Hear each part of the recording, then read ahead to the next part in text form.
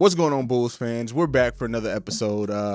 This is probably the quickest turnaround I've done yet when it comes to Chicago Bulls Central. So I just released the episode a couple of hours ago, and I wasn't planning on doing another one, but the Bulls made two new signings. They signed both Stanley Johnson as well as Matt Thomas. Both Matt Thomas is a guard. Stanley Johnson is another wing. Stanley Johnson is a 6'6" wing with a 7-foot wingspan. He was actually a pick by the Detroit Pistons, I believe, is who drafted him. I know he played there. I believe that's who drafted him as well.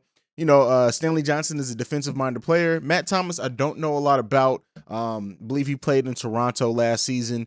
And these are some interesting pickups from the Bulls. The Bulls were widely expected, and a lot that I've talked about here is to pick up another big, a veteran big, and they don't do that. They go with another wing. So what does that mean for the Chicago Bulls? What do these signings mean? Like I kind of said in my video before, it may mean that they feel confident in the big men that they have, while as they're not big names. Simonovic, again, like I said, maybe they have some big trust in him. This is just really unexpected. I did not expect the Bulls to sign another guard and another wing, considering the current construction of their roster. But that's exactly what they did. Now, they don't project necessarily to play a lot of minutes, either one of these players. Really, any player that the Bulls, unless it was a bigger name and they move forward in the rotation. But like I said, maybe the Bulls just have a lot of confidence in the big men that they have on this roster. Maybe there's a trade to be made that we're just not seeing. Right now, the Bulls are very, very heavy on the wing, the guard position, and maybe there's a move to be made for a big man in that case, or maybe AK and Eversley are just very confident in what they have in the construction of this roster and how Billy Donovan can use them.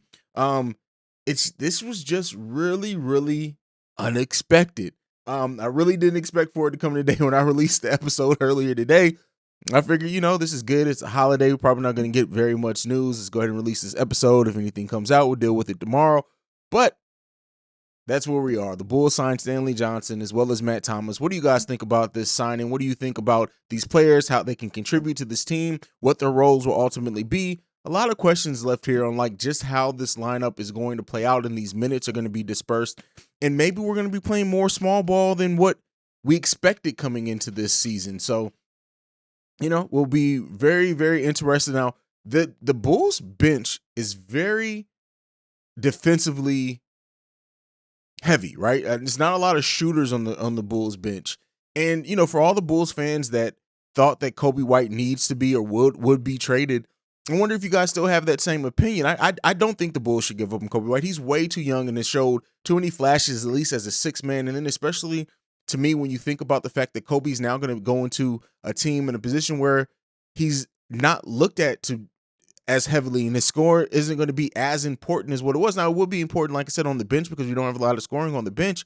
But Coby White was looked at as to really contribute scoring-wise. And that's a lot for a young player. You let a player really kind of fill themselves out and figure their way out in this league and how they're going to be able to score. Now Coby White is going to be in that position once he comes back from that shoulder injury. So hopefully he comes back healthy. Hopefully he comes back ready to contribute, because this is really could be Kobe's time and opportunity to show what he can do and really be put in the best position for him. I think either if he's on the court with any of our other guards, if he's on the court with Zach, we've seen that there's some chemistry issues there, but now that DeRozan's there to kind of handle the ball, maybe that changes a little bit. But also playing with Lonzo, I just really think that Kobe is going to be in a position to just do more this year. And hopefully that holds true. Hopefully he does show more, because we were all kind of excited about Coby White when they drafted him. And, while he may not be a starting point guard or a starting two in this league, that doesn't mean he can't be the first guard off the bench and contribute very heavily to hopefully what is a playoff and winning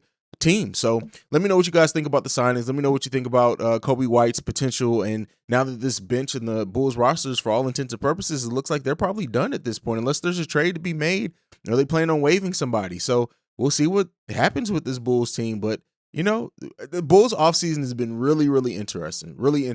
And so it's funny that it's coming to a wrap now, with preseason getting close, training camps opening soon, preseason coming right around the corner. Again, like I said earlier, I will be getting 2K on the day of release. So if you want to, if you play on PlayStation, my PSN is at CEOHAIZE. If you want to follow me there, so we can play against each other on 2K. Also follow the podcast on Twitter at Bull Central Pod.